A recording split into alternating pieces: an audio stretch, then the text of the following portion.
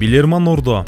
Бул сөздү укканда зээндүү адамдардын кызыктуу талаштары, жалондуу талкуулар, сөз талашкан чечендер, жеңиш менен жеңилүү орун алган, кээде ойлоно калып, кээде тура калып, эмоцияларга толгон интеллектуалдар ордосу баарыбыздын көз алдыбызга тартыла түшөт.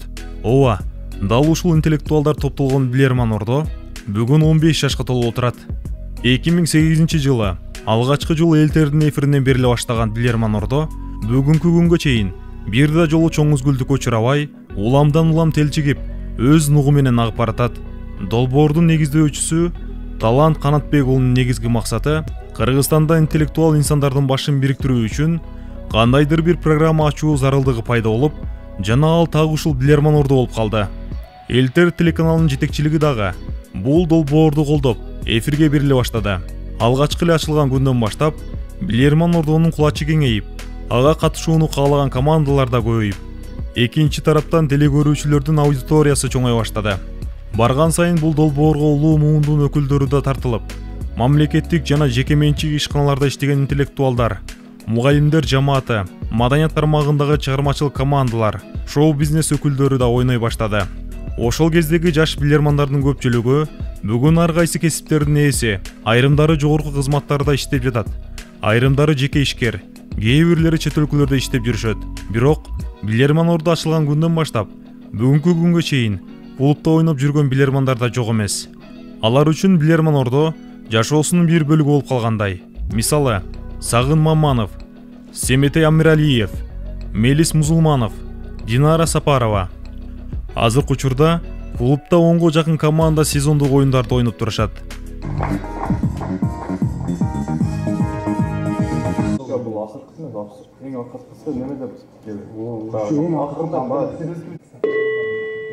Emne için atmayın biraz. Ne için?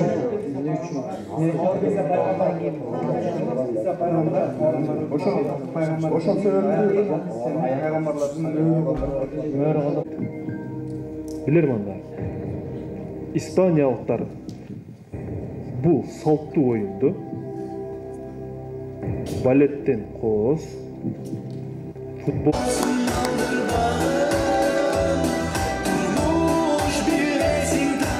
арналган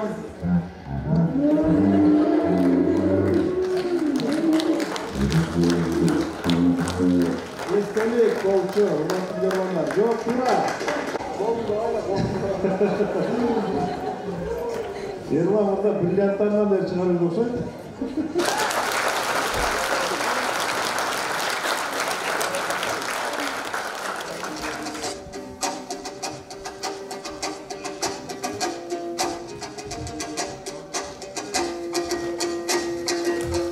Залды карап олтурсам, жалаң билермандар залдагы.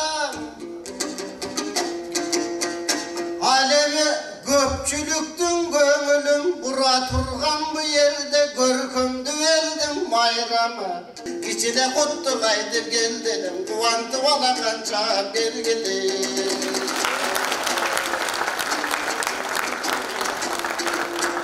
Акылы жакшы жандар бар, анан акылы тетик тобалдар бар. Arada kalsa baldarım, Alata'dan karman var. Ben andaydı ben karaça, Mınan astında bugün tetigen aksını nasıl don adamı. Ata et, tek Kızılcarı'dan bul jerge taşlanıp geldi kadamı. Kanatbek'te katası, ben caş gezinem bilemin. Talantbek'te balana, taptavanan östürgön.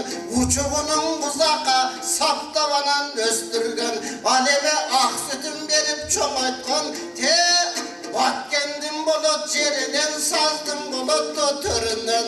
Kadimgi xandardım bolgon mekene, oşol Batkendin gelgen elinden. İçine kuttuk aytıp tuğandar alakança koyguda. Ankenin ata menen apar, şu bandarga diyen badlası.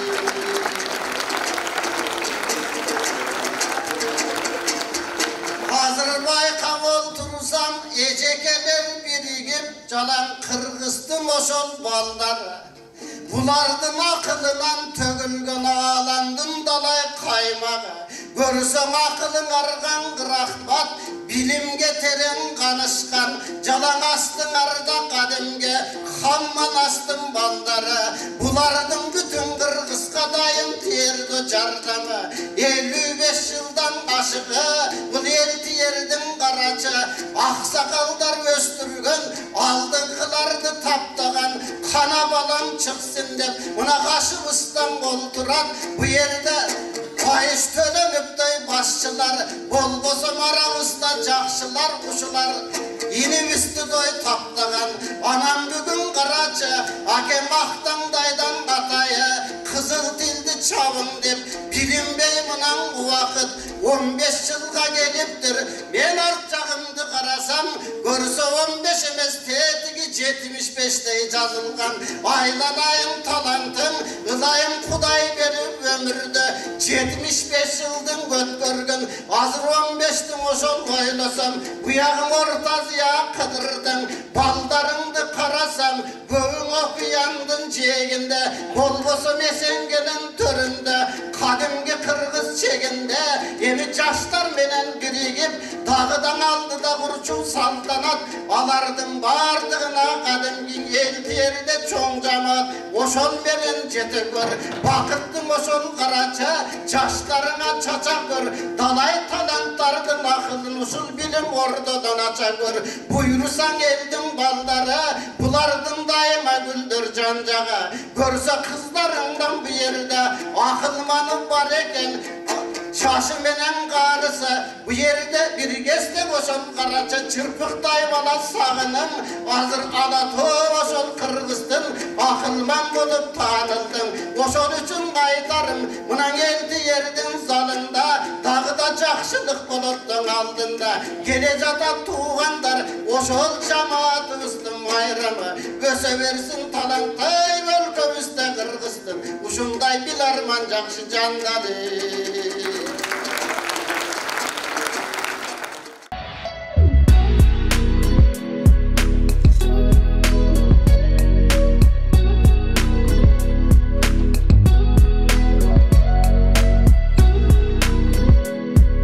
Дал ушул Билерман Ордо оюнунун интеллектуалдык оюнунун негиздөөчүсү, алып баруучусу Талантбек Канат уулун сөзгө чакырып алабыз.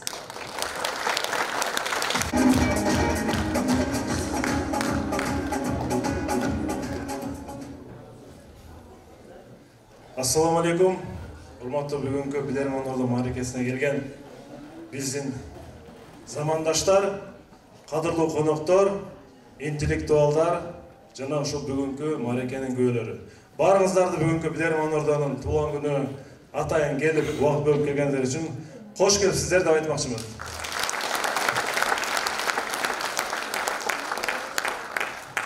Он 15 жыл. Бир караганда bir өспүрүм 15 жаштагы баланы элестетет. Бул телчиге өсүп бараткан баланын курагы. Бирок бул 15 жыл аралыкта биз аябай көптөгөн кызыктуу учурларды баштан өткөрдүк.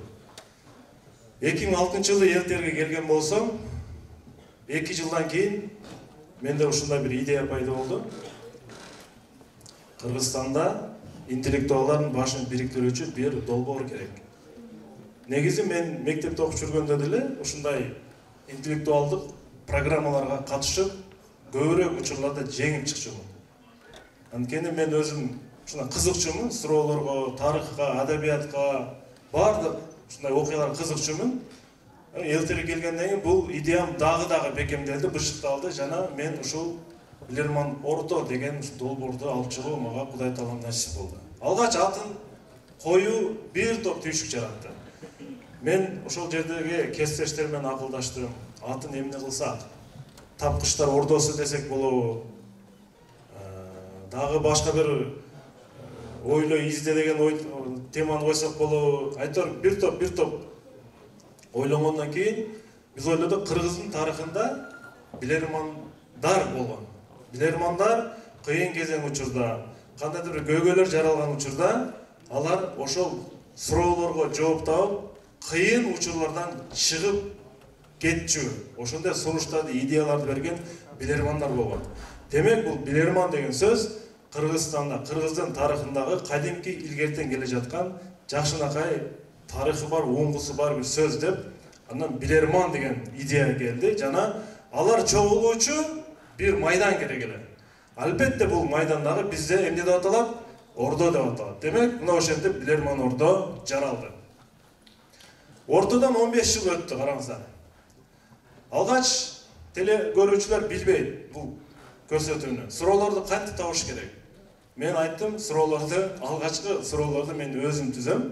Ар кайсы булактардан жана аны эфирден кеткенден кийин, демек, теле көрүүчүлөр көрүп, анан кийин аны суроо жөнөтөт деп, биз ала электрондук почтаны негиздедик. Жана биринчи эфир кеткенден кийин бизге суроолор келе баштады. Көрсө, биздин көрүүчүлөргө да бул программа керек экен, кызык экен. Мына ошол күндөн баштап бүгүнкү күнгө чейин теле көрүүчүлөр менен биз тыгыз байланышып, теле көрүүчүлөр билермандарга каршы, билермандар теле көрүүчүлөргө каршы оюн жүргүзүп келатат. Жалпы бир болжол эсептеп бүгүнкү күнгө чейин 35 миң 40 миңге жакын суроо келди биздин ордого. Ошол 40 миңге жакын суроонун 95% менин мээмен өттү. 40 миңге жакын бир суроого ушундай мээмде бир база бар да. Бирок мен көпчүлүк несте албай калышы мүмкүн, бирок баарын мен окуп чыктым. Алардын арасынан жеңили бар, оору бар дегендей ар кандай форматта жөнөтүшөт, бирок ушул суроолорду мен өзүмдүн көз алдыман өткөрдүм. Демек, бүгүн билерман ордо 15 жашка чыкты. 10 жылдыгында белгилеп коелду дегенде бир ойлор пайда болгон, бирок ал убакта бир шарт жагдайлар туура келбей калды. Кайсы бир иштер чыгып калды, ошентип биз 15 жылга келдик. Мына бүгүн Насиеке мына ушул Кыргыз-Өзбек университетинин чоң актовый залында биз өткөрүп атабыз. Мунун дагы бир себеби бардыр. Бул дагы бир ниетке жараша болсо керек. Анткени эмне үчүн бул жерде өтүп жатат? Менин ушул Оштогу жогорку окуу жайым мына ушул Кыргыз-Өзбек университети. Мен ушул жерден окуп билим алгам. Бул университет мен үчүн аябай жакын. Мага бул университет аябай жакын. Күндө жумушка, бул жака, тиги жака өтүп баратканда мен университетти карап коюп, мен окуу жайымда өтүп кетем. Өзү дагы аябай сонун жерге жайгашкан, Сулайман тоонун маңдайында, Мен ушул окуу жайда окуганга сыймыктанам. Бул жерде мага сабак берген агайлар, эжекелер баары мына бүгүнкү күнгө чейин кээ бирлер көрүшүп учурашып турам. Алар менен кадимгидей сүйлөшүп, сырдашып турабыз. Айтор мен ушул окуу жай мен үчүн бир интеллектуалдык эшикти ачкандагы бир айтор бир уя болуп калды да. Ошол учурда биздин ЛТРдеги менин кесиптештерим, анын ичинен биздин устаттар, улуу муундагы аксакал, эжекелер баары менен акылдашып ушул программа боюнча кандай кылабыз, кандай кылганда жакшы болот, канткенде жакшы болот, эмне кылсак деген бир топ ой толгоолор болгон. Ошолордун дагы бир кеңеши менен бул программа бүгүнкү күнгө чейин бир үзүлгөн жок, эфирден чыгып келатат. Кайсы бир учурларга байланыш чыкпай калышы мүмкүн, бирок бүгүнкү күнгө чейин эфирге чыгып келатат. Ошол устаттарыбыздын айрымдары бүгүн бул жерде отурат. Мен ушул Байыш агабызды, мамлекеттик Байыш ага ордунан туруп койсоңуз. Байыштарыбыз, экөөбүз чогуу бир кабинетте отурабыз, кеңешебиз, сырдашабыз, көп маселелерди талкуулайбыз. Абдуалий Акимбеков, мына бул жерде биздин орун басарыбыз Орозбек мырза, биздин продюсерлер, биздин кесиптештер, менин досторум. Жада калса мынакей мен атайын ата-энемди чакырдым, бул жерде отурат. Ата отуруп койсоңуздар.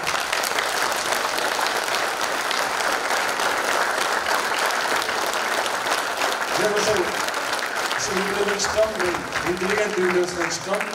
Булар да мени аябай мыкты тарбиялашты. Жана мен азыркы күнгө чейин эркелеп келем. Анткени менин ата-апам бар, мен эң бактылуу өлөттүү адаммын. Мына урматтуу достор, мен аябай кубанып турам. Анткени мына бүгүн 30 ноябрь Билерман ордунун 15 жыл юбилейи акыры белгиленди. Бул уланып кетет буюрса 20, 30, 40, 50 жылдык юбилейлери балким мен ал учурда алып барбай калсам кимдир бирөө алып барат. Демек бул долбоор өмүрү узун болот жана өзүнүн чөйрөсүнө миңдеген билермандарды тартып келет. Бүгүнкү чейин 500 миңге чейинки бала ойноп чыгып кетти. Мындай келип ойноп кетип жүрүп, бир болжол менен миңдей жаштар, интеллектуалдар ушул долбоорду ойноп чыгып кетти. Айрым көпчүлүгү ар кайсы жерде жүрөт. Мен сыймыктанам, анткени алардын бардыгын жогоруда роликте көрдүңөр, кээ бирлер жогорку кызматтарда иштейт. Демек кайсы бир деңгээлде ушул мектеп, интеллектуалдык мектеп болду деп эсептейм. Дагы бир жолу баарыңыздарга чоң рахмат, ушул келип бергениңиздерге. Менин ушул устаттарыма, мугалимдерге, ректоратка ушул шартты түзүп берген Абдулбайт Асановичке, анын жамаатына чоң рахмат. Буюрса мына ушул алдыдагы биздин ушул бүгүнкү юбилейлик мааракебиз кызыктуу өтөт деген ниеттебиз. Дагы бир жолу чоң рахмат. Билерман Ордо 15 жашы кут болсун.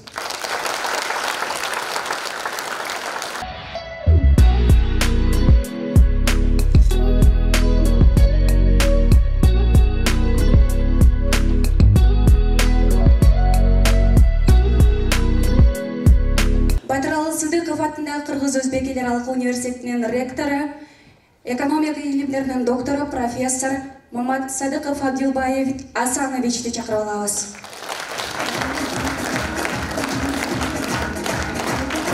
Саламатсыздар, урматтуу коноктор, урматтуу бүгүнкү эң татаал, эң кыйын, тез аранын ичинде чечим кабыл алууга аракет жасаган, өз айтып өткөн 500дөн 1000ден ашык оюнчуну таптап чыгарган Билерман Ордо клубунун түптөлүшүнүн 15 жылдыгына келген коноктор, саламатсыздарбы?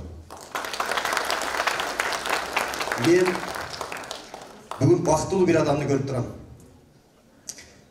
Өзгөчө толкунданган, тарыхта өзүнүн орду бар, маңдайында эң мыкты болгон ата-энеси турган, бир туугандары турган, чогуу иштегендери турган, эң негизгиси сыйлаган коллективи жана артында эли жүрүп турган мыкты бир жигитти көрүп турам.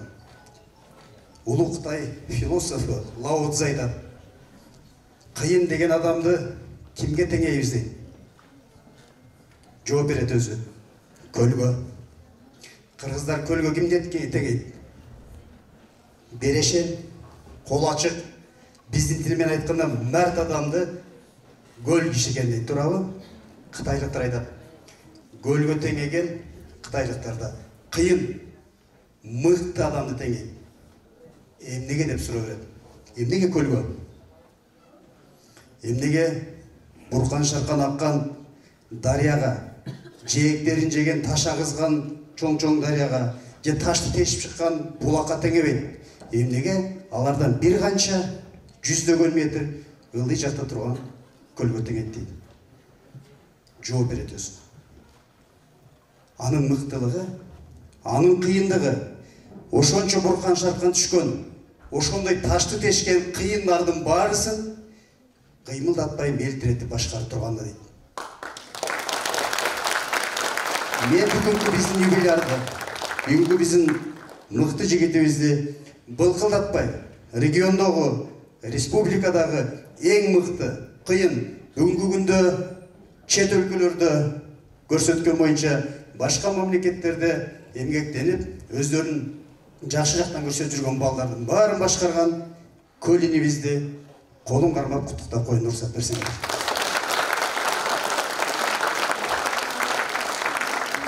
Окуу жайыбызга куш келипсиздер.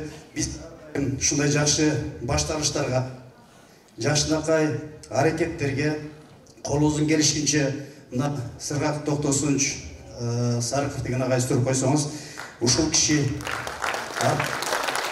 ар дайым эшигибиз ачык, колубуздан келишинче биз сиздерди колдойбуз. Андан дагы жакшы бир жаңылыктардын бирөөсү, ушул Билерман Ордодогу ойноп жаткан, оюн көрсөтүп жаткан эң күчтүү командалардын бириси ушул биздин окуу жайыбыздын эсептелет. Ошол команданын мыкты бир эки жигитине ыраазычылык билдирип коюшка уруксат бериңиздер.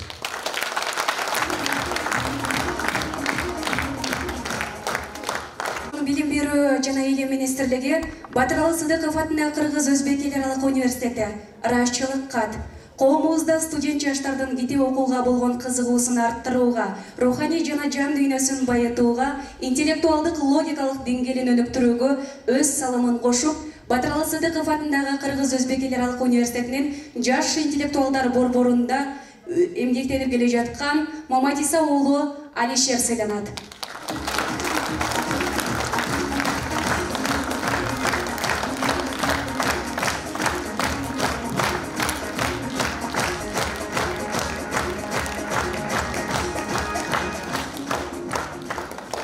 Ардак грамота Студент жаштарга татыктуу тарбия, билим берүүдө айырмалангандыгы, Билерман Ордо интеллектуалдык оюндарына активдүү катышкандыгы жана үзүрлүү эмгеги үчүн Батыралы Сыдыков атындагы Кыргыз Өзбек эл аралык университетинин жаштар интеллектуалдар борборунун жетекчиси Маманов Сагынбек Базарбаевич сыйналат.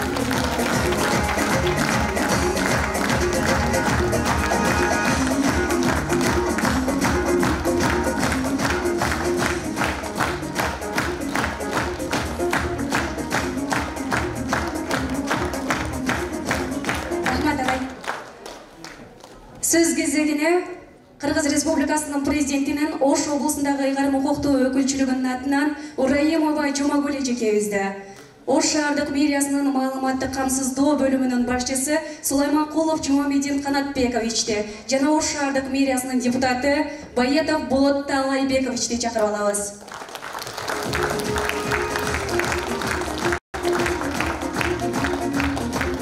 Биздин сүйүктүү теле берүү Билерман Ордо интеллектуалдык клубунун уюшулгандыгынын 15 жылдык майрамы менен Кыргыз Республикасынын президентинин Ош облусундагы ыйгарым укуктуу өкүлү Жантаев Элчибек Муржатиевичтин атынан өзүмдүн атымдан куттуктап коюуга уруксат этиңиздер. Бул берүүнү биз ошо көргөндөн баштап эле ар бир көрөрман, ар бир ошо элибиз кайдыгер карабай теледе башталганда эле бардык жумушту токтотуп коюп көрөбүз. Себеби ал жерде аябай кызыктуу суроолор, кызыктуу талаш тартыштар, мындай сөз тапкычтар, командалардын ынтымагы, бири-бирин бир көз караштан түшүнгөн мындай зиректиктерин байкап отуруп, адам мындай толкунданып, алардын эмоциясына кошулуп, бизде деле эмоциялар болуп, алар туура жооп берсе, биз да кубанып, таппай калса өкүнүү сезими бизде дагы болуп, ушундай адамды арбап алган, кызыктырган абдан кызыктуу берүү. Бул берүүнүн 15 жылдык доорунда жогоруда көргөндөй, жетекчилиги айтып кеткендей, абдан көп күчтүү командалар өсүп чыкты. Мен ойлойм, бул чек эмес, Кудай буйруса алдыда кулачын дагы кенен жайып, бул Билерман Ордо клубу кулачын кеңейтип, Кыргызстандын 7 дубарынан командалар келип, жанагы түрдүү категориядагы, түрдүү адистиктердеги кызматкерлердин да командалары түзүлүп, кызуу оюндар али алдыда дагы бизди күтүп атат деген ниеттебиз. Бүгүн биз Билерман Ордо интеллектуалдык оюнунун 15 жылдыгында ушул жерге келип куттуктап отурабыз. Бул куттуктоону өзүмдүн атыман жана Ош шаардык кеңешинин депутаттарынын атынан кызыктуктап кетүүгө уруксат этиңиздер. Билерман Ордо оюну бул замандын талабы, коом менен бирге жүргөн бир устаттык оюн деп айтсак болот. Талант аке ушул оюнду, ушул устаттык билимди замандын, коомдун талабы бар экендигин билип, телевиденияга чыгып, бүгүнкү күндө жалпы кыргыз эли, жалпы журт, жалпы ар бир үйгө кирген бул устаттык улуу университет десек дагы болот. Себеби интеллектуалды коом менен, телевидение менен чагылдырып, ар бир үйгө кирип, окутуп, билим алып, көрсөтүп аткан биздин Канат талант агайыбыз десек болот. Биз дагы талант агайдан талим тарбия алганбыз. Биз дагы ошол Билермандо мүчө болгонбуз убагында агай чакырып бизди үйрөтүп, көрсөтүп, үйрөттү эле. Талант аке бүгүн пайгамбардык кесиптейт, мугалимдик пайгамбардык кесиптейт, ошол кесипти ар бир үйгө жайылткан, ар бир үйгө көрсөткөн биздин Талант агай десек болот. Себеби Талант агайдын алып чыккан программасы, Талант агайдын алып чыккан ушул долбоору менен бүгүн ар бир үйгө, ар бир кыргызстандыктын жүрөгүндө ушул Билерман Ордо интеллектуалдык оюну түнөктөр жашап жүрөт. Мен Талант аке сизге чоң ыраазычылык билдирип кетким келет. Өзүмдүн атыман дагы, досторумдун атынан дагы сиз биз улуу устатсыз десек болот. Себеби жол көрсөтүп, шаардагы балдардын башын бириктирип, ушундай интеллектуалдык долбоор уюштурган сизге, анан сизди тарбия алган сиздин ата энеңизге терең ыраазычылык билдирип кеткибиз келет. Biz de Ош шаһар кеңешинин депутаттарынан биздин бир грамотабыз бар эле, ошону тапшырып коюп уруксат этиңиздер.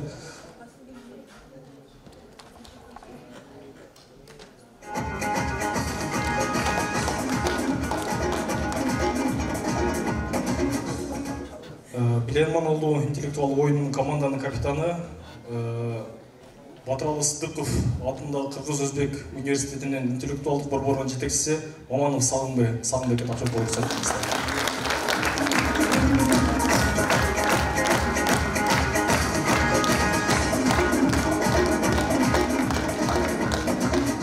Сагын азыр чындыгында баягы грамотаны эме кылып атканда өзү отказ берди эле. Баягы бизден буйрук менен Сагынга беришибиз керек болуп, ошол себептен Сагынга берилди.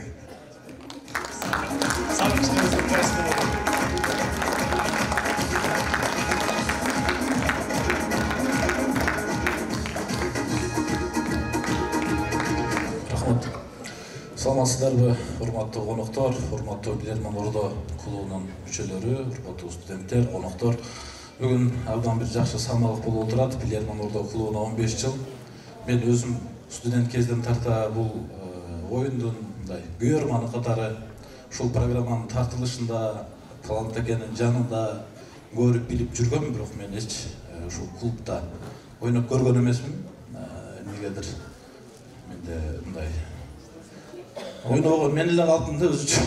Көрдүңүздөр, мына толтур адам ушул клубка мүчө болуп, ата алып, элге, жерге, мамлекетке, Кыргызстанга кызмат кылып келе жаткан биздин достор, агалар, инилер ушул клубка мүчө болуп, абдан бир жакшы өздөрүнүн карьералык өсүмдөрүн жасашты. Андан сырткары мен ушул Элтер телеканалында иштеп жүрүп, Талант Канатбек уулунун эмгегин ушул программага өзүнүн өмүрүн, убактысын, көңүлүн арнап, туруктуу кармап, 15 жылдан бери өзүнүн көрүүчүлөрүн жоготпостон Кыргызстанда жападан жалгыз интеллектуалдык оюн катары кармап келаткандыгы бул чындык жана аккат.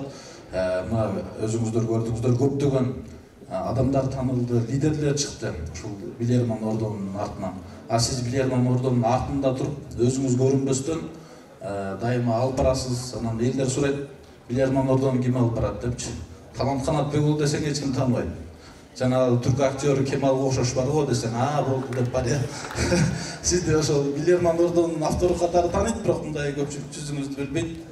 Бул эми бир чети тамаша этетин да. Анан буйруса Ош шаарынын мэринин кубогундагы ошол Ош шаарында Билерман Ордо интеллектуалдык оюнуна уюштуруп, мэрдин атынан байге коюп, бир жакшы иш-чара өткүзсөк деген тилектер, ниеттер болуп атат. Ошол Кудай буйруса ишке ашсын.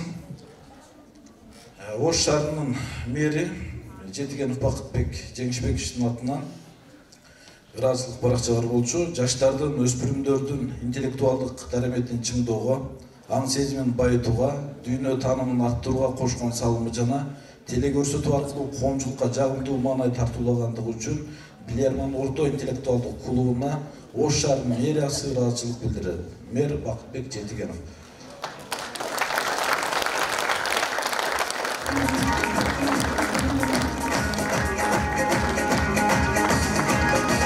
Izin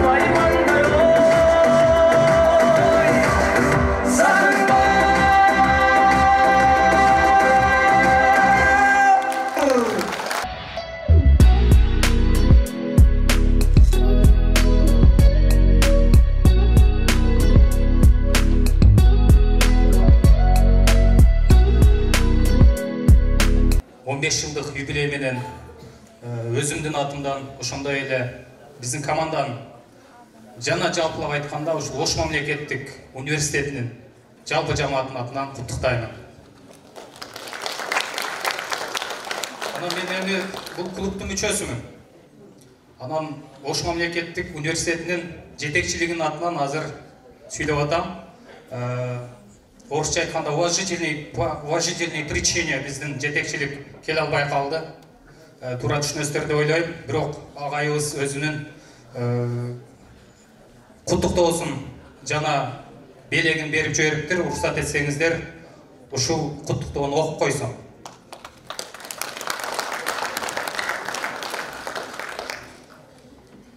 Билерман Ордо интеллектуалдык долбоорунун жетекчиси урматтуу Талантбек Канатбекович жана клубдун жалпы мүчөлөрү. Сиздерди ЛТР коомдук телерадио компаниясы тарабынан көрсөтүлүп жаткан Билерман Ордо интеллектуалдык оюнунун 15 жылдык мааракеси менен өзүмдүн жана Ош мамлекеттик университетинин жамаатынын атынан кызуу куттуктаймын. Аталган долбоордун 15 жылдан бери жашап келе жатышы анын көптөгөн телекөрүүчүлөрдүн жүрөгүнөн түнөк тапкандыгынан кабар берет. Бул мезгилде ал дүйнө таанымы, кургазору кең, логикалык ойлоо жөндөмдүүлүгү мыкты, илимдүү, билимдүү миңден ашык жаш интеллектуалдардын, студенттердин башын бириктирген ордого айланып, байсалдуу жолду басып өттү. Телекөрүүчүлөрдүн сүйүктүү программаларынын катарын толуктап, Кыргызстандын эле эмес, чет өлкөлөрдө өзүнүн күйөрмандарын топтой алды. АКШдан, Европадан, Россиядан, Турциядан, Индиядан, Япониядан, Өзбекстандан жана башка мамлекеттерден суроолордун келип жатышы буга күбө. Анын ушул деңгээлге жетишине алып баруучу Талант мырзанын дагы салымы чоң экендигин белгилей кетүү керек. Бул телеберүү өлбөй, жок болбой турган касиетке ээ. Жылдан жылга Билерман Ордо оюнуна кызыккандардын саны өсүүдө. Окуу жайларда студенттер арасында акыл таймаштар, интеллектуалдык конкурстар байма-бай уюштурулуп келет. Жылдан жылга кадыр барктап, көпчүлүктүн сүймөнчүлүгүнө айланган долбоор мындан арыда арышын кенен таштап, өзүнүн аудиториясын кеңейтип, телекөрүүчүлөр менен жаркыраган жана унутулгуз оюндарды тартуулап, туруктуу өнүгө беришине тилектешмин. Барыңыздарды дагы бир жолу клубдун 15 жылдык юбилей менен куттуктап, урматтоо менен Ош мамлекеттик университетинин ректору профессор Кожебеков. Алып баруучу агайдын куттуктоосун жана чакан акчалай сыйлыгын сизге тапшырып коюуга уруксат этиңиз.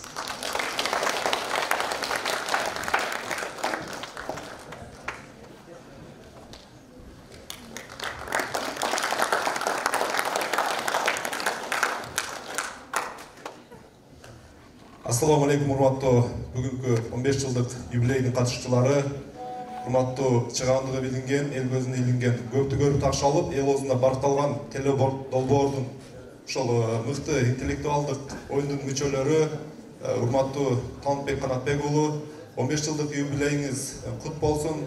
Ош шаарындагы 150 000 жаштардын атынан жана жеке өзүмдүн атынан чын жүрөктөн куттуктаймын. Урматтуу жаштар, мен дагы бир аз мындай Билерман Ордонун үчөөсү катары бир окуяны айтып койбосом болбойт кыскача. 2008 жылы Ош шаарында ошол мен үйдө отурчумун дайым ата-энем жанында. Анан бир күнү оюма суроо тузулуп калып, анан ошол суроону алып келип, Талантбек Канатбек уулунун кабылдамасына таштап кеткен. Ичине 300 сом акча каражатын салып, кетсем, анан Талантбек Канатбек уулу чалыптыр да. Эй, сенин сурооң эң мыкты суроо болду, бирок мына 300 сом акчаң жөнүнө кой дептир да. Себеби ошол мезгилде мен билбейт болчумун. Ошол оюнда 3-чү тарап дайым демөөрчү катары колдоп каражатты коюп берчү болчу. Анан ошондо өзү келип чакырып, давай биздин командабызга кошул, бул жака кел теледолбоорго деп отуруп, анан үйгө ата-энеме барып сүйүнүп баргам. Мен ата-эне, ата, мен сүйүнүп баргам да, чындачы. Мен баягы телевизордо Канатбек уулун, Талантбек уулун көрдүм. Баягы Алибек деген мырзаны көрдүм, мыкты оюнчуну. Анда Алибек деген балдар бар болчу. Сагынбек Мамановду көрдүм. Ошол жерде жанында отурдум деп сүйүнүп барганмын. Чынында үйдөгүлөр дагы аябай дуа беришкен. Негизги бүгүн кече дагы бир шаарыбызда жаштар күнү болгон. Жаштар күнүндө дагы биз ушул Талантбек Канатбек уулун ошо эң мыкты жаштардын долбоору катары белгилеп, шаарыбыздын атынан, жаштар комитетинин атынан ыраазычылык балакчаларды ыйгарганбыз. Андан сырткары бүгүнкү күндө республикада эң мыкты 2-3 долбоор бар. Булардын бири ошол көңүлдүү жигиттер, ошол Тамашоо лигасы болсо, экинчи долбоор катары бул бүгүнкү күндө интеллектуалдык деңгээлде мыкты көтөргөн долбоор катары ушул Биларман Ордо интеллектуалдык оюну мыкты адистерди тарбиялап, мыкты ой жүгүрчү жаштарды өстүрүп келе жатат. Ошондуктан биз дагы Талантбек Канатбек уулунун сунушу менен ошол Биларман Ордо клубунун сунушу менен мыкты катышкан жаштарга биз ыраазылык ардак грамоталар бар эле, тапшырып коюуга уруксат этиңиздер. Кыргыз Республикасы Ош шаарынын мэриясы, Ош шаардык жаштар иштери боюнча комитети ардак грамота. Ош шаарынын коомдук саясий турмушуна активдүү катышкандыгы, шаардагы маданий массалык иш-чараларды уюштурууда өзүнүн активдүүлүгүн көрсөтүп, мамлекеттик жаштар саясатын өнүктүрүүгө кошкон салымы үчүн Биларман Ордо интеллектуалдык оюнунун мүчөсү Бакыт Камчыбеков сыйланат.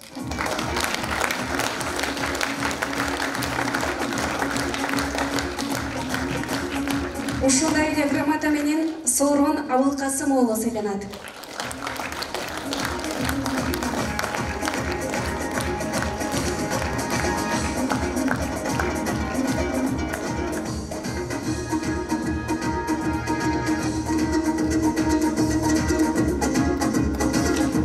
Ушундай эле грамота менен Эрлан Шамирзаев сыйланат.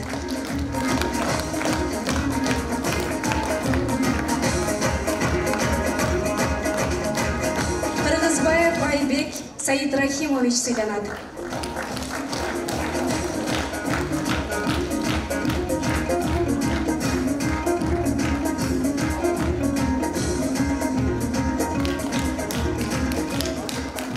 Рахмат.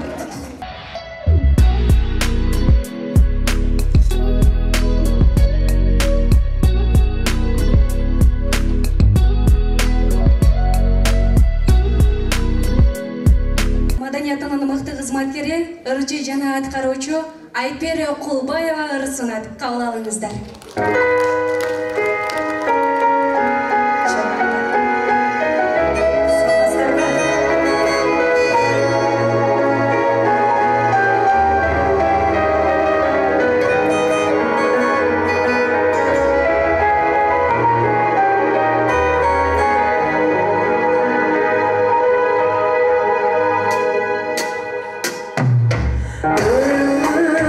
Kanatlı gitken gitti bir de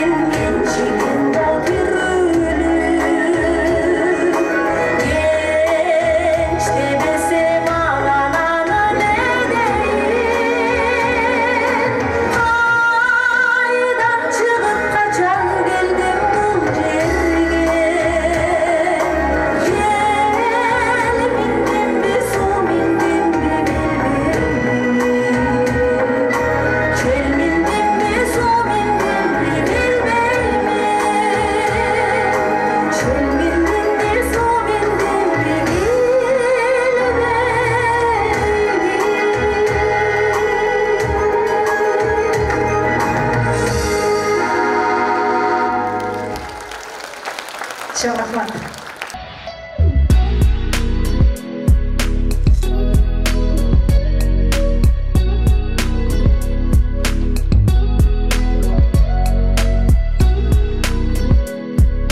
Elterдағы Bilarman Ordu жөнінде сөз болып отқанда, мен Bilarman Ordu'nun мүшелеріне дағы, мүше еместерге дағы екі ғана сұрауменен қайырамын. Бұлар бір тарап, мен өзім бір тарапта, бірігір түрінде. Қандайда, бұл жерде бар артын студенттер отырастар, бардын қыздар, балдар бүгін ерте оқуын кетіп екен да. Мен үрді айтам, үрдің авторы кем? Сілеті ол бәсі. Бұл ол? Менде қалған студенттік өмір бар.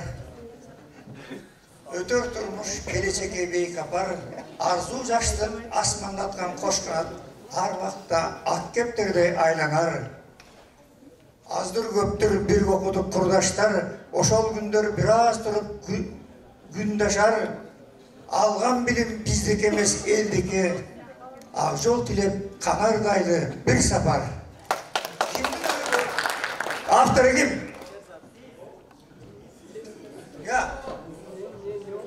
Кім болса да бұл өрет? Кешіріп қоя салыңыз. Дағы кімді сізде сұрау бар кім? Жоқ. Кім айтты?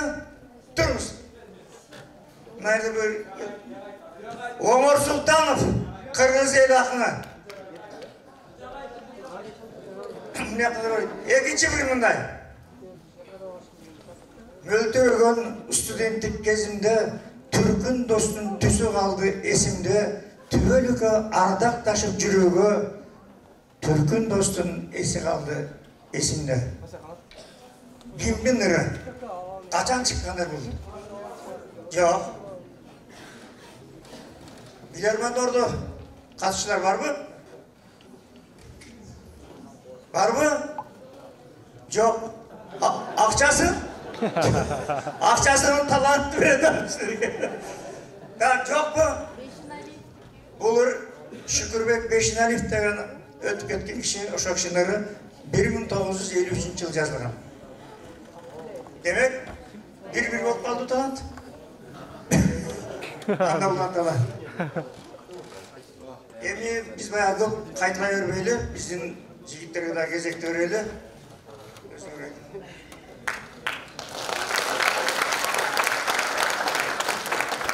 Çok rahmat, assalamu alaikum. Bilarman Ordu интеллектуалдық таймашының жалпы қатысушылары. Мына бүгін өзгөчө Марек Олотат 15 жыл бұл жана талант екеуіз айтқандай, кимдир бирөө үчүн мындай эле өтүп кеткен болсо, бирок 15 жыл бұл күн, түн, саат мөөнөтү менен эмгектенген ополтоодой жумушта. Бұл 1 сааттык көрсөтүүнү тартып эле билермандар келип сүйлөп кеткен менен анын суроосун түзүү, монтаждоо, эфирге өткөрүү, ар бир адамдын ошо аты жөнүнөн жазып эфирге даярдоодагы бул чоң иш. Мына ушул иштин баарын ошо ЛТР мамлекеттик телерадио компаниясы өз мойнуна алып, мына 15 жылдан бери ушул бүтүндөй республикага керек болсо ушул чет өлкөдөн келип аткан суроолордагы жөн жеринен келген эмес, дүйнөнүн 56 мамлекетине тарап аткан ушул ЛТР каналынан обого чыгып турганы дагы бул элдин жалпы интеллектин көтөрдү десек болот.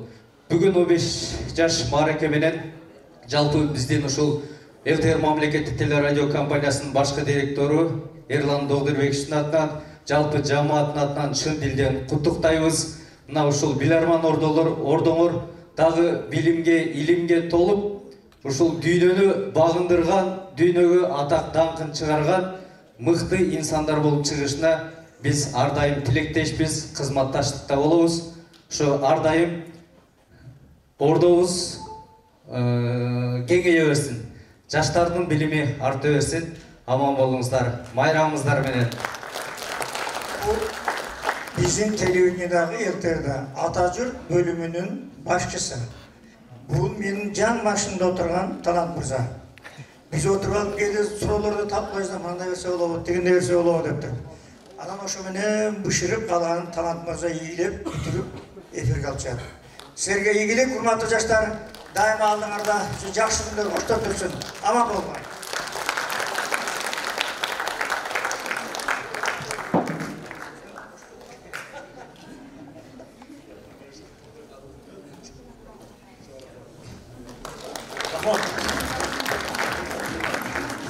Құрметті достар, Билерман Ордо бұл өзіміз эфирге шыққан программа еместі, бұл аябай көп түйшік талап қылады.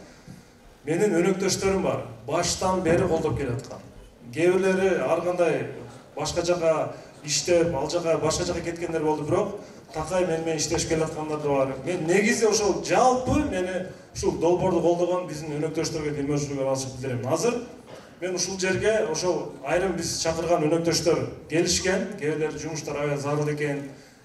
Мен чакыра кетейин, биздин өнөктөштөр Барбол кондитерlik фирмасы, Актив Дизайн полиграфиялык борбору, Аманат Сити, Нургели курулуш компаниясынын өкүлдөрү, ушул келген болсоңуздар бул жака чыгып койсоңуздар.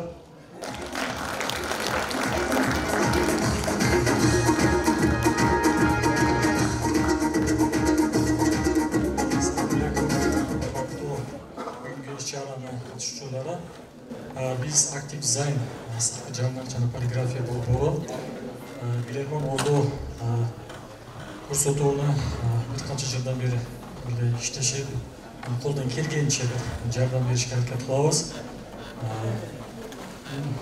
Кудай кааласа калган бир ишканаларда, ишмерлерде ушу Билерман Ордо көрсөтүүнү бир жардам беришин суранып калам.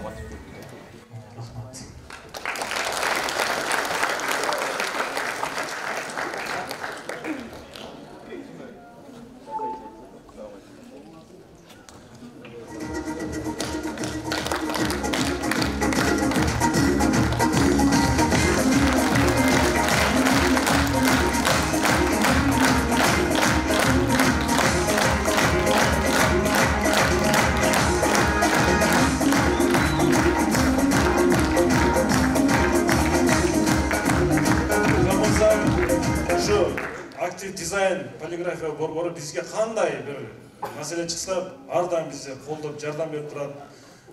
Мурдатан ушул баарлашып, сүйлөшүп, аябай дилгир жигиттер, ушул Кыргызстан интеллектуалдар көбөйсүн деген жигиттер. Биздин баракчабыз бар, Билерман Ордо интеллектуал оюну өнөктөш катары колдоо көрсөтүп келе жаткан үчүн Актив Дизайн полиграфия борбору биздин ушул атайын мынакей расмий баракчабыз менен сыйланат.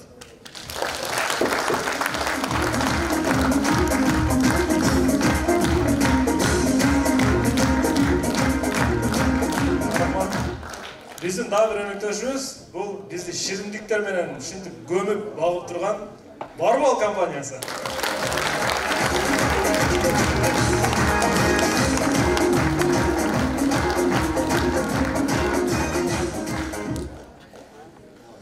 Ассаламу алейкум, урматтуу кесиптештер, урматтуу жаштар, мугалимдер. Айтат эмеспи, бийиктикке чыксаң көзүң ачылат. Ал эми билимдиге жолуксаң көңүлүң ачылат дегенде, бул талант экенин көргөндө постоянно көңүлүң ачылып кетет өзү, маанайың жакшы болупчу. Андыктан урматтуу достор, бүгүн өзгөчө күн экен. Билерман Ордо интеллектуал оюну 15 жыл турат экен. Бул албетте айтканга оңой, бирок 15 жылдык тарыхты басып өтүү бул ополтоодой аябай бир зор эмгекти талап кылат. Биз ушундай бир Билерман Ордо сыяктуу интеллектуалдык жаштарды туура багытка жумшаган ушундай бир теле берүү менен иштеп атканыбызга абдан сыймыктанабыз. Анткени биз ушул жаштардын аз да болсо туура билим алууга, туура жолду көрүүгө, туура багыт алууга бир салым кошуп жатканыбыздан биз дагы аябай кубанычтабыз. Бүгүн биздин негиздөөчүбүз белгилүү бир иштер менен келе албай калды. Өзүнүн атынан өтө чоң ыраазычылык билдиребиз. Албетте бүгүнкү майрамыңыздар, 15 жылдыгыңыздар кут болсун. Биз да куру келбей чакан бир белегибиз ала келдик эле. Бизде билесиздер, өзүңүздөр билгендей, эң мыкты торттор, адал, таттуу торттор бизден даярдалат. Бул албетте ушуган эмес, андан башка дагы белек бар. Бул албетте негиздөөчүбүздүн өзүнөн болот. Буюрса, Канат байке, белегиңизден кут болсун. Құдай бұйырса шириндиктерге толып, бұйыра бұйырса дайым жақсы маңайда бола беріңіздер. Байрамыңыздар құтты болсын. Çok rahmat, hurmatlı mırza. Разыш баракчасы Билерман Ордо ойынына өнөктөш катары колдоо көрсөтүп келе жаткан Барбол фирмасы жана жамааты биздин баракча менен сыйланат.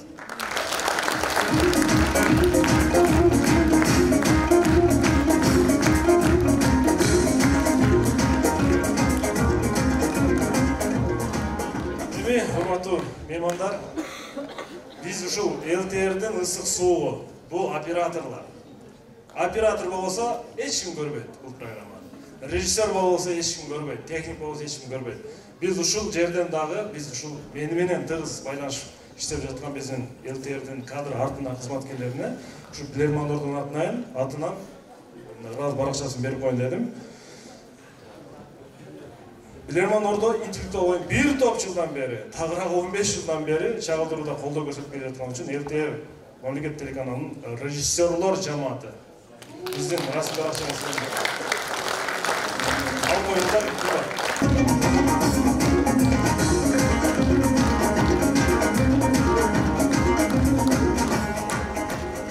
техникалык директорубуз Бекмамат Көчкөнов жана техниктер жамааты. Булар болбосо бул программа эч кандай ишке ашпайт. Мен ушул расмий түрдө алышып билдирем. Бекмамат мырза өзү келди келбеди, кабыл алып коюңуздар, биздин кесиптештер келди. Казак операторлор жана Ермамат Көчкөнов мырза. Же өкүлү.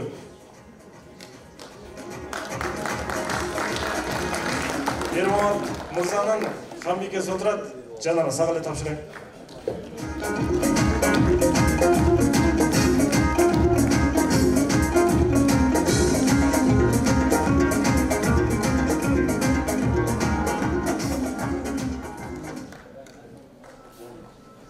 Жанара менин ЛТРге кадам ташташыма Жанаранда себеби бар. Мен айтып коеюн, биздин ушу 26-бай биз иштейт. Мен окуп жүргөндө Жанара бир айтып алды да мага. Bir rolik var ele tartılıp koyçu depçi anam şu ЛТРден деп. Şu ЛТРге girip özünüzün çağırmacılığınızı bir sınap көрөбүз деп сунуш берген şu Жанарадагы мага 3-4 адам бирөөсү ушул чыккан. Жанар сага чоң рахмат. Экине бакылып. Шефиңдин кагазын берип коюн. Баш баракчасы.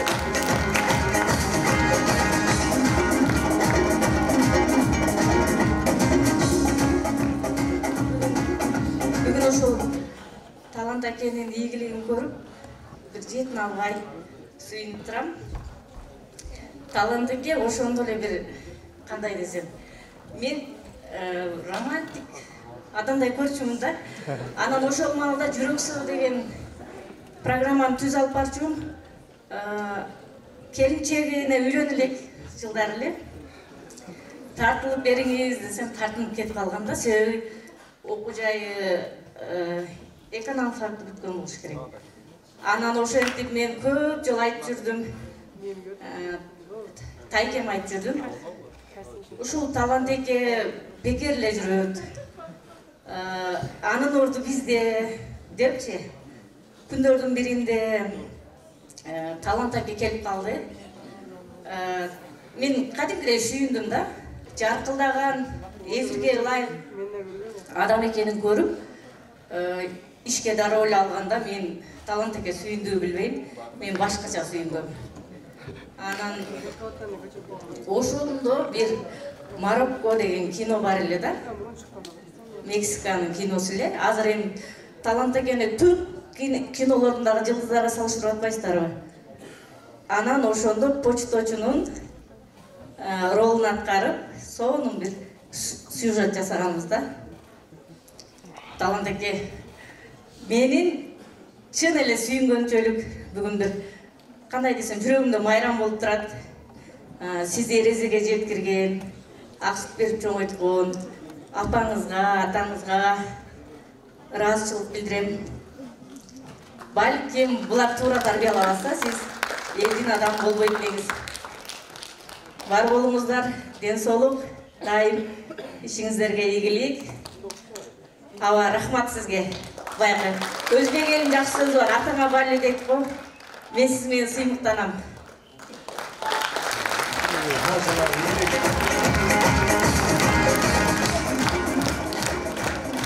önөктөштөр Кыргыз-Өзбек Эл Ала университетинин ректору Мамасыдыков Абдилбай айтымызда жана жамаатына биздин ачык баракчалар кабыл алып коюңуздар.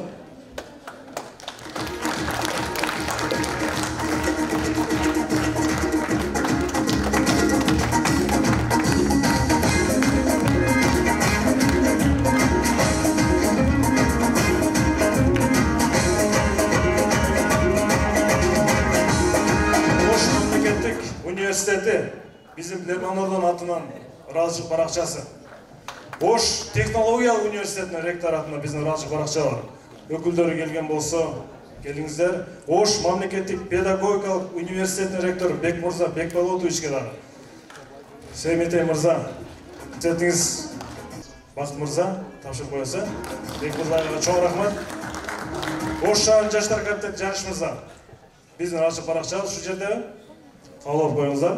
Жана Нургелди курулуш компаниясы Манасыбызга чоң рахмат. Аны менен биз сүйлөштүк. Менимче жумуш чыгып калды. Биздин ушул баракчаларды биз офистерине барып дагы тапшырып коебуз. Урматтуу достор, айткан оңой болгон менен чындыгында долбоор чыгарыш өтө кыйын. Мен 15 жылдык белгилейм деп ойлогондой эмесмин. Анткени мына могу жерде биздин кесиптеш отурат. Программанын өмүрү узарып кетиши өтө кыйын телеканалда. Ар кандай шарт болуп калат, жагдай болот, ал иштен чыгып кетет, токтоп калат. Бирок Билермандордо токтогон жок.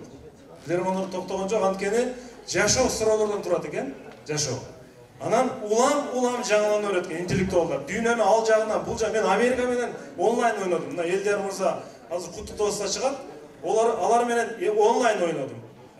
Өзбекстанда биздин күйөрмандар, Закаваттын билермандары баары мына ушинтип кете берет экен да, анткени бул суроо бул жашоодо түгөнбөйт экен. Ошон үчүн мен илгери үмүт менен бул ордонун өмүрү дагы узарат деген иншалла ниеттемин.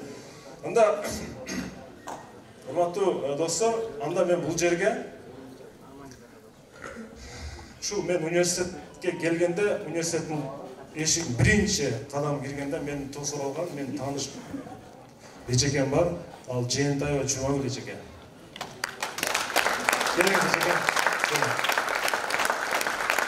Мен университетке биринчи киргенде кабыл алуу бөлүмүндө эчеке олтурупту. Мен эч кимди тааныбайм, эчеке мен окууга тапшырганы келдим дедим. Сен кайсы факультет дедим, мен финанс болгум келет. Десем анда экономика тапшыр деди, тапшырдым. Ушул жерде окуп калдым мен. Эчеке баштаган көргөндө.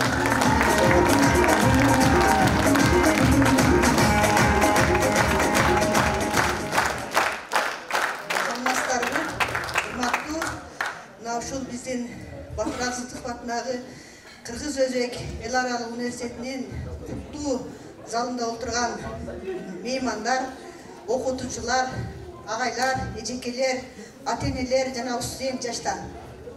Мен бүгүн абдан кубанычта болуп атам, толкунданып турам. Анткени мен бир мезгилде устат болсом, менин студентим мына өзүнүн Биларман ордосу 15 жыл дегенде 15 жаштагы баладай жаш жигит болчу.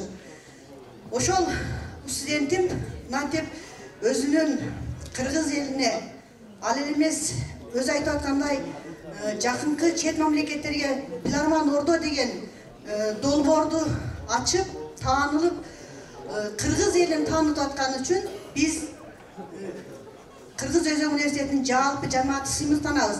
Таланттын жаштар арасындагы орду аябай чоң. Анткени биз университеттин, факультеттин иш-чараларын уюштуруп атканда студенттерге таланттын атын реклама кылып чакырабыз.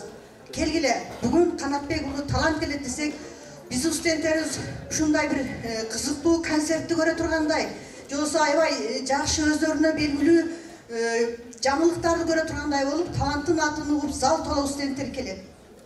Анан кымбаттуу талант биздин университеттин бүтүрүүчүсү, эң мыкты окуган студент болчу. Мен таланттын бир нерсесине таң калам. Талант өзү экономист болгону менен ушул кыргыз телерадиосунда өзүнүн ордун таап, кыргыз элинин арасында өзүнүн салмагы чоңоюп турганына, анан фамилиясына жарашып Канатбек уулу деп канаты кеңейип, атына заты жарашып, талант кыргыз элинин таланты болуп туруу бул баардыгыбыз үчүн сыймык. Ошондуктан мен бүгүн талантты ушу келет деген угуп, өзүмдүн кичине болсо дагы белегим ала келдим.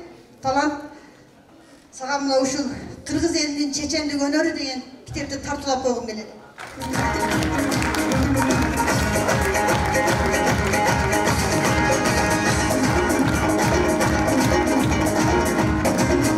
Анан жакшыга жанаш, жакшынын шарапаты деген сөздөр бар. Ушу жакшыга жанашып, жакшынын шарапаты менен ушу Биларман Ордодо талант менен чогуу келаткан биздин студентибиз жана биздин бүтүрүүчүбүз көрүп атасыздар. Сагын мырзаны дагы мен куттуктап койгум келет.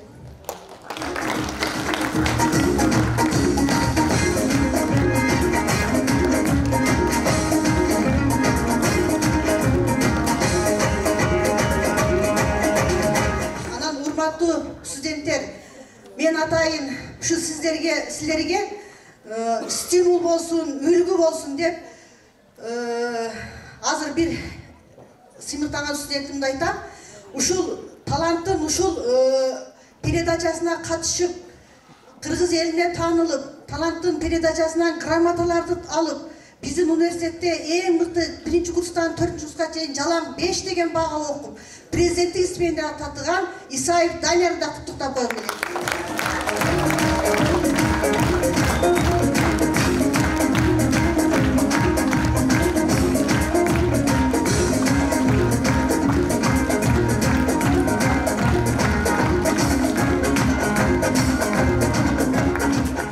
Барыңыздарга рахмат. Талант ден соолукта бол, өмүрүң узун болсун. Ата-энең элдин уулу бол деп сага бата берсе керек. Мына сен бүгүн элдин уулу болуп отурасың. Биз дайыма сен менен сыймыктанабыз. Ушул студентиңизден бүгүн белек алып коюңуз. Кыргызстан картасын негизделген саат. Ушул Билерман Ордодон ушул саат карап көрүп туруңуз. Кабинетиңизге кирип алыңыз.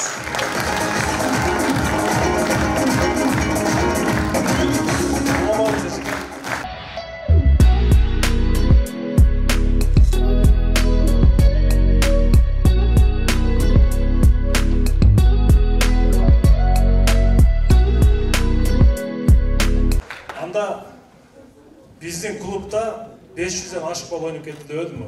Ошолордун айрымдарын биз чакырдык. Негизи баарын чакырдык, бирок ар жакта болуп калды да. Мен бул жерге келгенден сахнага чакырам. Билерман Ордонун жигиттери жана айымдары сахнага. Келиңиздер. Ойноп кеткендер, ойноп жаткандар, ветерандар, барыңыздар чыктылар.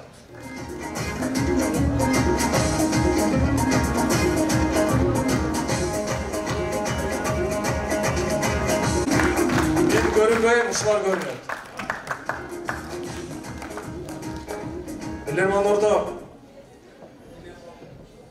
ушунча Билерманы бар, Билерман Ордо токтобойт, Билерман Ордо өсө берет, өнүгө берет. Кудайым буйрса, Кыргызстандын дээрлик бардык 7 облусунда тең биздин филиалдарыбыз бар, оюндар өткөрүлөт. Айтор пландарыбыз өтө көп, амбициялык пландарыбыз өтө көп. Мына менин биздин Билерман Ордо клубтун oyuncuları, mıhtılar, uşular. Bir kol çarp koysanız da.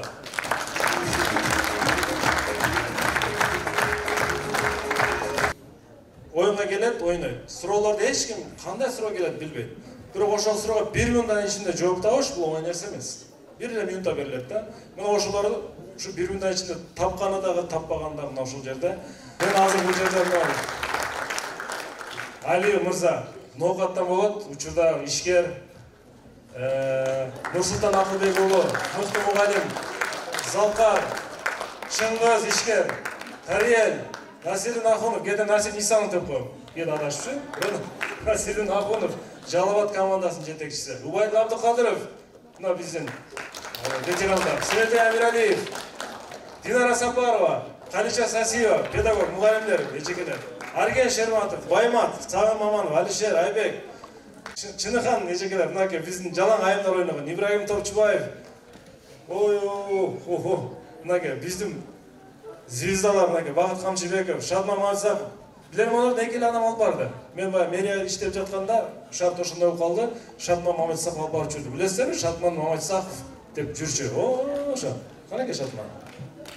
Мына Шадман. Экинчи ведущий Шадман болуп жүргөн. Азыр жеке ишкерликпен алектенет. Чоң рахмат Шадманга. Кош келипсиздер, урматтуу билермандар. Ким Аксакал? Убайт беке, сизби? Ассаламу алейкум, бүгүнкү юбилейдин катышуучулары. Бардыгыбыз кубанып отурабыз. Эң биринчи ушул Талант мырзаны буну мээнети көп. 15 жылдык юбилейде, буну 15 жылда оюнтуп жүрүшү азырга чейин токтобогонда Таланттын салымы чоң. Талант мырзаны жалпы эле ушул телекөрүүчүлөрдү үйүндө отуруп алып суроо бергенде кыжалат болуп табабы, таппайбы деп жаш баладан карыга чейин кыжалат болуп оюн көрүп отурушат да. Ошону кызыктырган Талант мырзага чын десолук каалайбыз. Биз биринчи келгенде Сембетай Амралиев менен кыскача айтып кетейин. Сембетай Амралиев, Сагым Мамановдарды телевизордон көрсөк, ушул жигиттер кандай болду экен, кантип ошол жерге барды деп кийин өзүмчө аракет кылдым да, жаштарга мотивация катары айтайын. Анан келип Талант менен байланышып команда катары кабылдык. Беседа болду, столдо тегеректе отурдук, информационный суроолор, логикалык суроолор болду. Ошол жерде Таланттын бир нерсесин байкадым, бир өзгөчө жөндөм. Сен менен сүйлөшүп атып кандай адам экенсиң, жанымдагы кандай, ким менен кандай мамиле кылыш, ошолорду билди дагы. Ар бир ушул жердеги берге келбегендердин дагы кандай буга мамиле жасаш керек, кандай жолдон эме кылыш керек өздөштүрүп алды да. Талант мырза бул 15 жылда бул телеоюн токтоп калышы мүмкүн. Башка оюндарды көрүп атабыз, токтоп калып атат. Сиздики улантып кетип атат. Эми ылайым мен ошол жерде ниет кылдым. 70-80ге чыксак дагы интеллектуал телеоюн болгондон кийин катышабыз. Мен сизге да айткам Талант мырза. Азыр мисалы үчүн Үчтеги картада Андрей Козлов, белгилер Александр Дурустер карыса да келет. Кудай кааласа бардыгыбыз ниет кылалы. Карасадык дагы юбилейде ушул оюнга катышып жүрө берели. Сизге чын денсаулык. Мына Канатбек абага рахмат, чоң элеке рахмат, сиздер тарбиялап өстүрдүңүздөр. Иштериңе ийгилик. Бардыгыңыздар дагы бир жолу куттуктайм. Мен ушул билермен ордого катышканыма сыймыктанам. Рахмат сиздер. Рахмат байлеке. Анда бизе бул жерде чыккан билермандардын капитандарына кыскача келиңиз. Эжекеси. Саламатсыздарбы, бүгүнкү салтанаттын катышуучулары. Ушул жерге чыккан капитандардын эң улуусу катары, эң сулуусу катары мен сиздерди жана Талант мырза сизди бардыгыңыздарды бул жерге чыккан билермандар бардыгыңыздарды Билерман ордонун 15 жылдык юбилейи менен чын жүрөктөн куттуктаймын. Бул чек эмес. 15 жашка чыкса Билерман ордо али кичинекей. Биз сиздер менен Билерман ордонун 50 жылдык жанагы ага айтып кеткен 75 жылдык юбилейлеринде бирге бололу. Талант мырза, сизге ишиңизге ийгилик каалаймын. Интеллектуалдык куржунуңуз эч качан бөксөрбөсүн. Ар дайым интеллектуалдык суроолордуңуз көп болуп, айланаңызда интеллектуалдык жаштар жана бизге окшогон жаштар көбөйө беришине тилектешмин. Биздин мектептин командасы, Ломоносов мектебинин командасы, биздин мектептин командасы шаардагы Талант мырза уруштурган 52 мектептин ичинен жеңүүчү болуп, атайын жолдомо менен барып ойноп катышып калганбыз. Ошондон бери бул оюндан ажырай албай, бул ордодон чыга албай, дайыма ойноп келген Аксакал мугалимдердин командасыбыз. Жаштарга айтарым, аш казан дайыма толо берет, а баш казанды толтуруу өтө кыйын. Ар дайым интеллектуалдар жогору болуп, Кыргызстанды өнүктүргөн интеллектуалдык жаштар көп болушун каалар элем. Куттуктайм.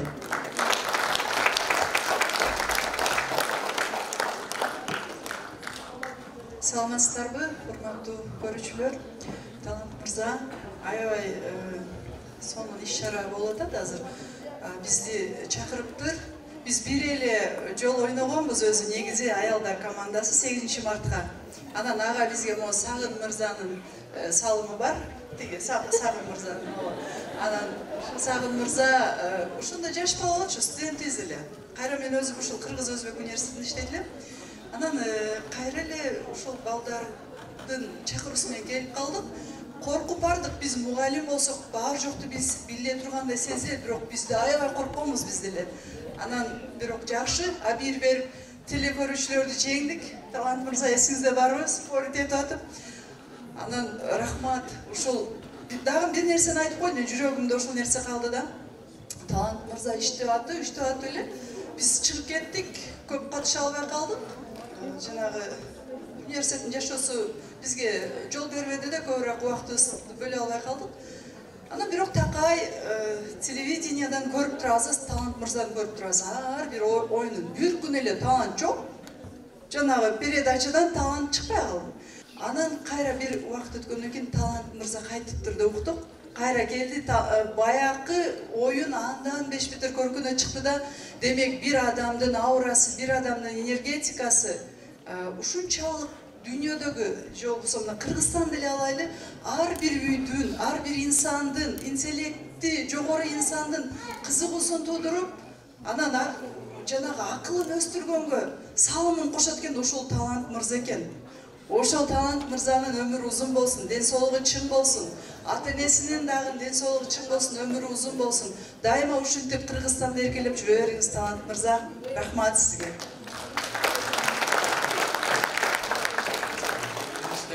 Саламатсыздарбы? Алыстан, жакындан келген коноктор, ардактуу биздин ага эжекейлер.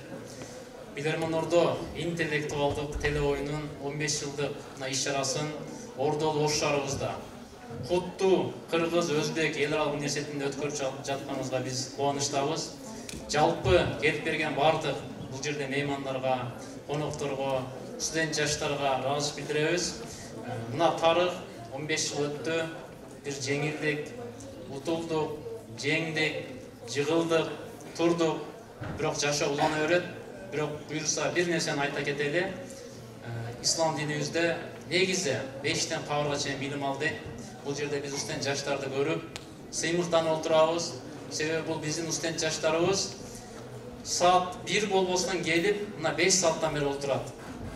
Мен ушул жаштарга ыраазычылык билдирем. Себеби кээ бир жаштарыбыз, кайдыгер жаштарыбыз башка жакта жүрүшү мүмкүн. Бирок бул жаштар ата-энени сыйлап, бизди сыйлап, айрыкча устаттарды сыйлап ушул жерде отурат. Мен дагы бир жолу биздин ушул окуу жайыбыздын студенттерине келиңиздер, бир өзүңүздөр бир кол чаап коюңуздарчы.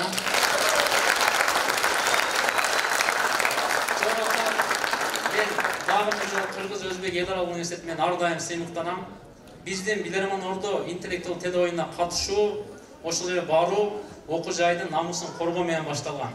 Бирок Кудайга шүгүр, ушул жерде мына 50%, 30%га тегереги көбүрөөк биздин студент балдар, биздин команда. Жана жогоруда айтып кеткендей, эң татаал оюндарды өткөрдүк. Анан Талантбек Канатбек уулу жөнүндө айтсак, мына 15 жыл аралыгында биз жолугуштук, кээде тартыштык, албетте жакшы ниет үчүн, бирок устат катары биз ар дайым сыйлайбыз. Мектеп кезибизде мугалимдер 11 жыл окутту. Окуу жайда 5 жыл окутту. Бирок бир жолу жакшылык кылган адамга биз ар дайым рахматыбызды айтабыз.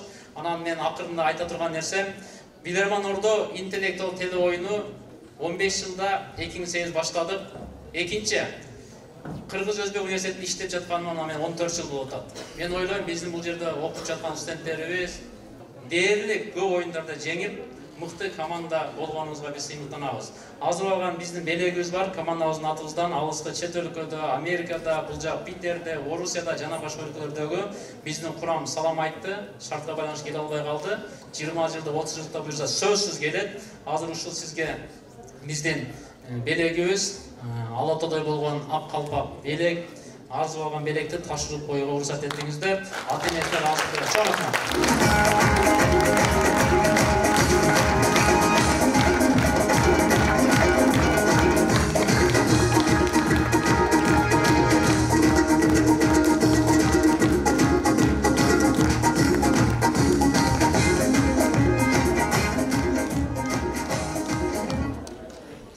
Саламатсыздарбы, бүгүнкү иш-чаранын катышуучулары. Билерман Ордонун 15 жылдык юбилейи менен баарыңыздарды Нокат командасынын атынан куттуктап кетем. Билерман Ордого 15 жыл толсо, биздин Нокат районунун командасынын ошол Ордого мүчө болгонуна 13 жыл толуптур. Мына ушунча жылдан бери ойноп келе жатабыз. Анча-мынчалар ойлосо керек, жашы улгайып калгандан кийин ойнобой эле койсо болбойбу депчи.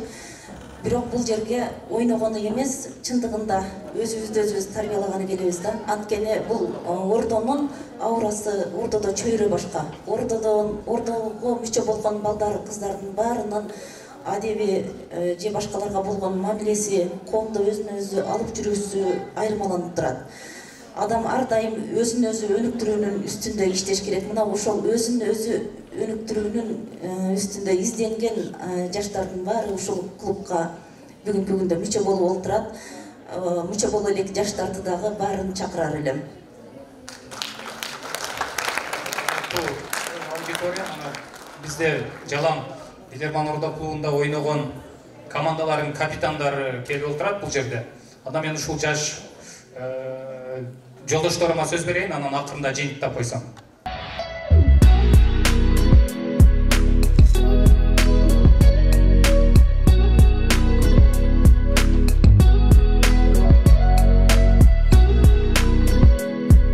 Миң сом акча берем ким тапса. Бул Альшер Шермат. Альшер Шермат эмес. Шартман эмес. Мен өзүн айтсам кече. Коюңчу, ооба деди. 2008 жылдагы оюнда мага ассистент болгон экен. Семете эмес. Ким юлан айландырып атат? Юлан айландырып аткан ким? Ак көйнөкчү. Жок. Берис мусулман. Айланайын. Марат Ким? деген жигит. Марат деген жигит. Бул азыр белгилүү инсан. Белгилүү инсан азырчы. Камчы Досмат. Жанар Акаев. Ким? Белгилүү инсан Кыргызстанда. О, ак көйнөкчү. Идрис Айтбаев. Идрис Айтбаев. Төкмагын. Азыр Египетте. Кел. Кайра видеону коебуз. Мен өзүм кече тааныдым. Кайра коюп отуруп, ким бул? Карасам мимика, кол аракеттер, движениялар Идрис да? Чоңгуз, куттуктаймын. Азыр сага 1000 сом акча берейин. Ушул жерде окуйсуңбу? Атың ким? Шайыргүл. Куту болсун, аман бол. Суроолорду күтөбүз, суроолорду. Бул ушул Идрис. Кече айтсам, коюңчу? Деп коет. Мага ошо ассистент болгон экен. Анткени мен эстеп атам, Идрис бизге стажировка келген дел тергеч. Ошондо баягы комуз эң үйрөнүп, ошентип жүргөн жигит болчу. Кийин мага Билерман Ордо ассистент болгон экен. Экөөбүз мамилебиз аябай жакшы агайын катары.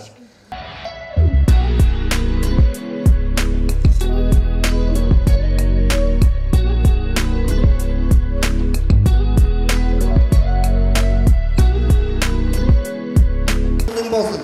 Рахмат сіздерге. Чоң командада.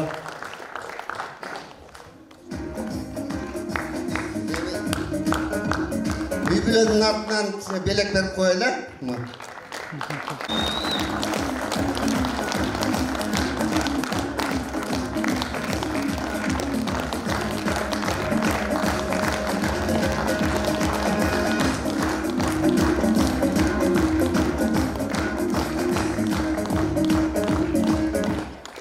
Assalamu alaikum урматтуу коноктор, куш келипсиздер. Бүгүн Билерман Ордо интеллектуалдык оюнунун 15 жылдык майрамы болуп турат.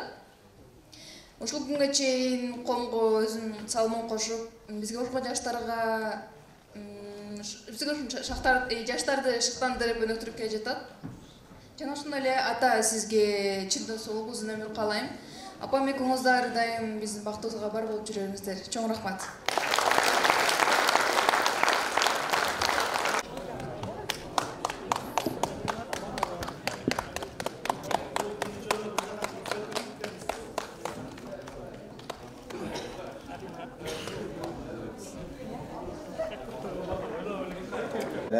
Bütünдөй жер бетиндеги адамзатын илим алууга, китеп окуп, бир нерсени үйрөнүүгө үндөп кетет. суроо менен кайрылып билимдүү болууга үгүттөп кетет пенделерин. Ал эми пайгамбар алейхиссалам хадисинде болсо утлубул илма минал махти илал лахти деп айткан сөз бар. Тагыраагы илимди бешиктен кабырга чейин издегиле деп айткан. Мына ушул хадистерде, мына ушул Курандын аяттарын кыргыз жергесинде келечек муун жаштардын арасында билимге үгүттөп, бүтүндөй жаштарды интеллектуал болууга үгүттөп келген телеэфирдин эң мыктысы бул Билерман Ордо интеллектуалдык телеэфир. Мына ушул эфирдин, мына ушул программанын түптөлгөнүнө бүгүн 15 жылдын жүзү болуп турат. 15 жылдык юбилей маареке менен чын жүрөгүмдөн куттуктайм. Өзгөчө негиздеп мына ушул программаны баштап башында турган Талантбек Канатбек уулу устазыбызды чын жүрөгүмдөн куттуктайм. Жана түптөлгөндөн ушул күнгө чейинки катышкан ар бир билермандарды кыргыз элинин келечек муун жаштарынын билимге болгон кызыгуусуна себепчи болгон баатырлар деп атагым келет. Ар бириңиздердин байрамыңыздар маарек болсун жана урпагыңыздан улуу инсандар чыксын деп айткым келет. Жалпыңыздар байрамыңыздар менен куттуктайм. Сиздердин бүгүнкү 15 жылдык маарекеңиздер кут болсун. Биз алыста жүрсөк дагы сиздердин билимге болгон умтулууңуздарды жана ошол аракетиңиздерди, талыкпас эмгегиңиздерди көрүп аябай сыймыктанып келебиз. Ушул жаш муунга билимге суусаган жаштардын башын бириктирип, 15 жыл чөлкөмүндө ушул ысык сууна карабастан ушул долбоорду колдоп коштоп уюштуруп келе жаткан биздин Талант байкебизге терең таазим. Бул да болсо жаш жарандардын атынан сиздерге жалындуу ысык салам. Алла разы болсун. Рахмат. Азыр Жахангир Кайнаров деген Өзбекстандык биздин. Assalomu alaykum. Hurmatli Bilirman Orda ko'rsatuvining bilimdonlari, teletomoshabinlari, ko'rsatuv ijodkorlari, xususan ko'rsatuv boshlovchisi Talant aka, barchangizni Bilirman Orda ko'rsatuvining 15 yillik yubileyi bilan chin qalbdan tabriklayman. Sizlarga uzoq umr, sihat, salomatlik tilayman. Uchun tushunish, muhokamalanish bo'yicha muammo bor edi, ammo yillar o'tgan sari muntazam ravishda ko'rib borishni Qirg'izistonda ko'payishiga, ya'ni intellektual yoshlarning intellektual salohiyatini oshiradigan yoshlarga bilimdonlarni bayram bilan tabriklab qolaman. Barchangizga omad. Çok rahmat. Bizim görmanlara çok rahmat. Başkaça baktıktan kalayım da bugünkü sezinler yönünde. Bugünkü iş-çaraga men katışkanım abdan suyunup oturam. Sebebi Talanttın uşul 15 yıllık işinin akıbetini görüp oturamın. Ayrıca men uşul Özbek-Kırgız Mamleketlik Üniversitetinin cemaatine çok razıçılık bildirem. Antkeni uşul jerde Talantты okutup çıkarıp, anın dağı Kırgızor'un genen boluşuna uşulardın salımı çoğundu oylayım. Alarga çoğun razıçılık bildirem. Oşonda öyle LTR Mamleketlik Teleradyo Kampanyasının yetekçiliğine, cemaatine dağı çoğun razıçılık bildirem. Antkeni al uşul Talanttın Bilirman Orda proyektini жаңы başta alıp gelgende koldop efirge çıgaruga көрсөткөн çoğun salımı dep esepteyim. Oşondan beri efirden çürgöy alıp gele jatat. Oşon üçün LTR Mamleketlik Teleradyo Kampanyasının cemaatine razıçılık bildirem. Anan uşul Bilirman Orda intellektualdık teleberüsü bundan dağı güçlü olup, bundan dağı tüyölüklü olup, hiç kanday toptuğuyet, ulansı koyuyesi koyuyet, jana jaştardın intellektualdık özüsüge çoğun bir salım koşat degen işenişlerim. Talantta şunda öyle Bilirman Orda katışkan intellekterge çoğun iyiliklerdi kalayım. Densoğluk kalayım, ömür kalayım, bunlarga iyilik. Men özüm Kanatbek Жолдошбаев фамилиям, Аксы районунун тургуну боламын. Талантбектин атасы. Керегине жараган баланы тарбиялап чоңойтуп, билимденген, өсүп, ушул жаштарды мындай интеллектуалдык деңгээлде уюштуруп, ал өтө кыйын иш. Ушундай деңгээлге, ушундай даражага жетип, эл алкышына, элдин арзусуна ылайыктап, ушундай бардыгын окуп чыгып бизге дагы барат да, биз да окуйбуз, көрөбүз. биздин айылдын балдары кыздары чоң мага окшогон энелер дагы баары көрүшөт да. Ушун жеткирип тарбия берген мен өзүмө ушу баламдын ушундай деңгээлге жеткенине сыймыктанамын. Ошол даражага жеткирген мындай коллектив өзүнүн жакшы иштеп аткан мынау Элтер компаниясынын колдоосу дагы өтө чоң. Ошондон өсүгөнүгө берсин, ден соолук каалайм, үй бүлөлүк бакыт каалайм. Бешинесинде биз бар болойлу. Балдар кыздарынын тойлорунда дагы биз көп болойлу, 50 жылдыгы өтсүн, көп болойлу бардыгыбыз. Көп жашап өмүр сүрөйлү. Рахмат. Кичинекейинде балаңыздын мүнөздөрү, кыялдары кандайды? Мүнөздөрү өтө шок эмес болчу. Айткан сөздү ушунчалык бир кабыл алган бала эле да. Анан биз мугалим болгонбуз, музыкадан сабак берген мен да. Анан ошо жомокторду айтат элем да, мен жанагы фантастика боюнча өзүм ичимден чыгарып эле бир жомокторду айтып койсом, кайрап ошону айтып берсеңизчи деп, анан айтсам уктап калышчу эле да. Талаадан жумуштан балдарды иштетип келебиз. Булар чаң бир нерсе ойлоп жүрүшөт. Тамакты берип, убакта бышырып, анан жомок айтсам уктап калчу эле. Анан кийин китепти абдан көп окутканмын да. Мен кайсы жерге барбайын, китеп сатып алчу элем. Ошол китебимди окутуп, анан күнү түн деп китеп окучу эле да. Ошондуктан кургаздар өстү деп ойлойм да. Китеп жардам берди. Чындыгында жаштардын изденүүсү китептен да. Өзүбүз да китепти дайым окуйбуз, дайым. Газета менен китеп окуйлуп отурабыз биз өзүбүз деле. Ошондуктан ушу балдарды, мындай студенттердин, үй бүлөлөрдүн балдарына ушундай жакшы жомокторду айтыш керек экен жаштарга, кичинекейлерге, улууларга андан ары өзүнүн китептери бар, жакшынакай жакшы деңгээлде, ыймандуу. Ошо бирөө сен тааныбасаң да бир жүк көтөрүп келаткан энени көрсөң жүгүн алып бир немеге жеткирип кой дей берчү элем да, ошолорду аткарышты балдарым. Ошондон баары рахмат айтышат. Анан бир суроо берейин. Балаңыздын эфирлерин ар дайым көрөсүзбү? Ар дайым көрөбүз, баардыгыбыз көрөбүз. Суроолорун неме кылганда өзүбүз дагы таппай эле калабыз. Кандай айтат экен деп 1 мүнөттүн ичинде ой жүгүртүү өтө кыйын да. Анан кийин ошондон мындай биз карап турабыз да. Анан кубанабыз, жооп берип, кичине жанагы эл тарабына өтүп кетип, деп каласың, анан бирок ошо тең тайлашып неметип калса абдан сүйүнөбүз. Анан Мамановдун немесин абдан көрөбүз. Жанагы Музулманов деле биздин окуучулар, ошо биз окуткан окуучу. Мен сабак берген, ошо билим деңгээлдери өсүп, ушундай даражага жетип, улуу адамдар болушуна мен тилектешмин. Силерге окшогон жакшы сөз сүйлөгөн инсандарды да угуп алып абдан мен сүйүндүм. Рахмат силерге да. Балдар кыздарыңар ушундай деңгээлге жетсин. Менин балам эмес, элдин баласы болуп жүрүшүн мен каалайм.